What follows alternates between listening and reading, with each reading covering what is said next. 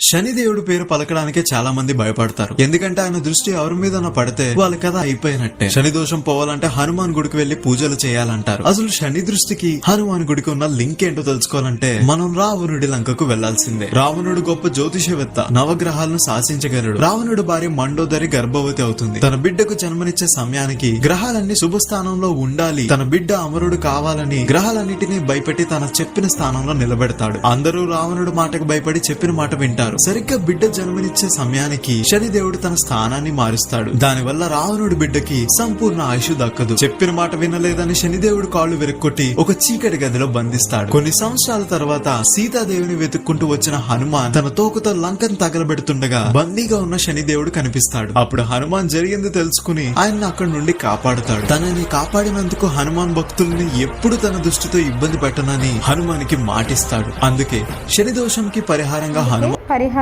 హనుమంతుని ప్రదక్షిణ చేసిన పూజించిన ఆ శని దోషం మనకి తగలకుండా ఉంటుంది.